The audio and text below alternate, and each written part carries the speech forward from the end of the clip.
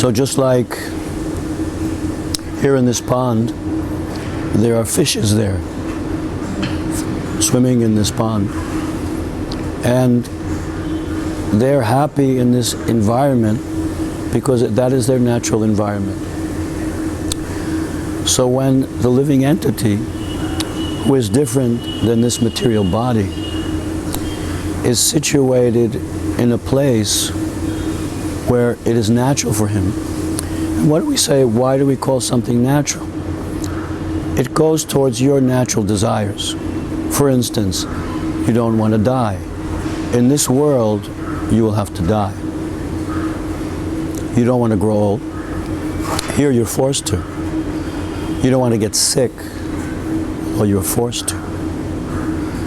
So it's against your natural desires, this material world.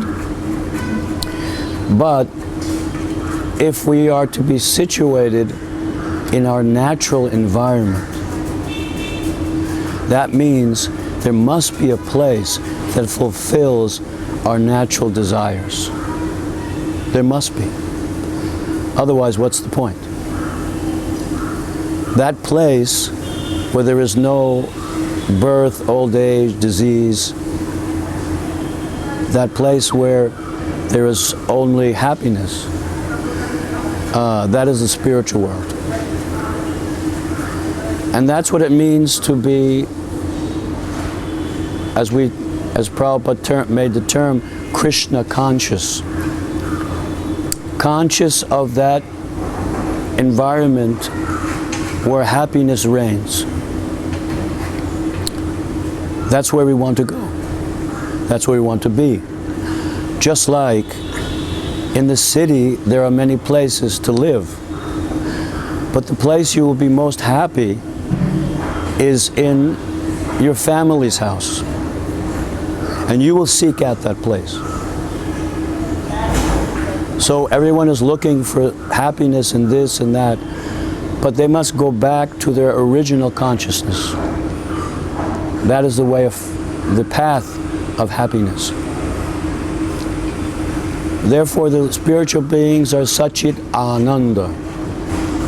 They're eternally conscious, full of Ananda, bliss, and they're eternal living entities. That is nature of the spiritual world. His Divine Grace, A.C. Bhaktivedanta Swami Prabhupada, the founder of the Hare Krishna movement, started this movement, which is called ISKCON, in order that people may get a chance to develop that dormant consciousness in a proper environment. Of course, as with any institution dealing with conditioned souls in the material world, just like in a hospital, the doctors have to deal with sick patients. So in the same way, ISKCON, or any genuine religious, spiritual organization, has to deal with people, living entities, who have problems, but who have the desire to leave this material world. A patient who has addiction, for instance, it's very difficult for him to get away from the addiction. But through proper medication, diet, association, now they're saying, no, the most important thing to get off addiction is proper association in a very nice atmosphere. That is what they're saying now. That is what the secret.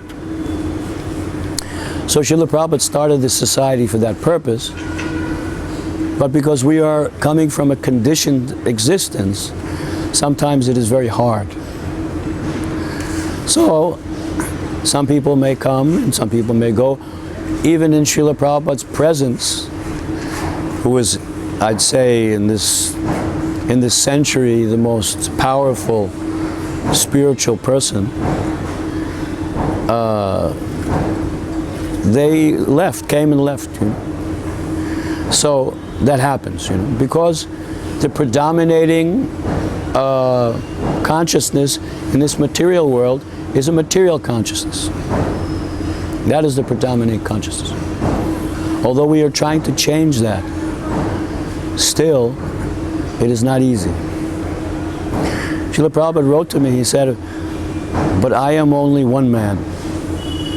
Like that. And look how much I've done. But now so many young boys and girls have come to help me in my old age.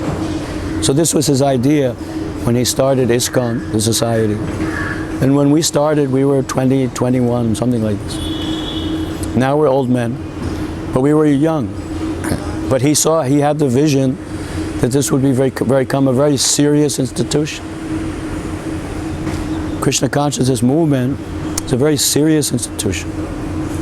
And we are making progress, sometimes slower than some may say, but still the progress is there. I have observed myself. From within and without, I've observed.